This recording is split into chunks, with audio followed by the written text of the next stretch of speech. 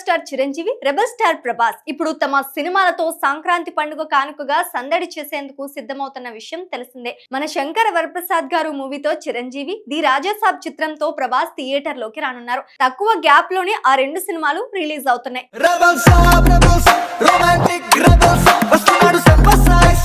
మొదట జనవరి 9వ తేదీన రాజాసాబ్ రిలీజ్ కానుండగా ఆ తర్వాత మన శంకర వరప్రసాద్ గారు జనవరి 12న విడుదలవుతోంది. అయితే రెండు సినిమాలకు తెలుగు స్టేట్స్ లో ప్రీమియర్స్ ఉండనున్నాయి. విడుదలకు ముందు రోజు పెయిడ్ ప్రీమియర్స్ చేస్తున్నట్లు ఇప్పటికే ఆయా చిత్రాల మేకర్స్ అధికారికంగా అనౌన్స్ కూడా చేశారు. అయితే ప్రీమియర్ షో రేట్స్ స్పెషల్ గా ఉంటాయన్న విషయం తెలిసిందే.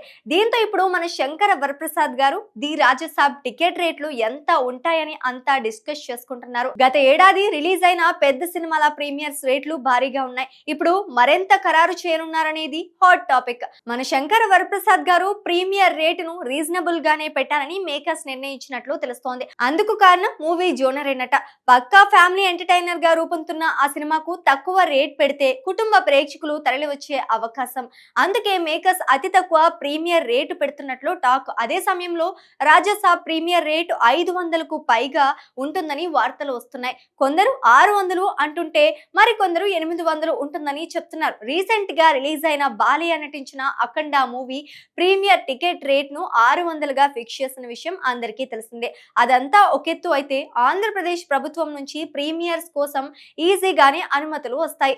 అదనపు రేట్ కోసం జీవో కూడా జారీ అవుతోంది. కానీ తెలంగాణలో అసలు సమస్య ఉంది. రీసెంట్ గా సినిమాటోగ్రఫీ మంత్రి కోమటిరెడ్డి వెంకటరెడ్డి ఇకపై ఎలాంటి అనుమతులు ఇవ్వమని తేల్చి చెప్పారు.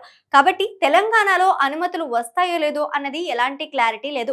నిర్మాతలు ఆ మధ్య సర్కార్ను రిక్వెస్ట్ చేస్తామని తెలిపారు. ఏదేమైనా ఏపీలో ఖచ్చితంగా ప్రీమియర్స్ ఉండనున్నాయి. కానీ తెలంగాణలో మాత్రం డౌటే. ఒకవేళ తెలంగాణలో కూడా పర్మిషన్ ఇస్తే రెండు స్టేట్స్ లో ప్రీమియర్ షోస్ రేట్లు ఎలా ఉంటాయో వేచి చూడాలి.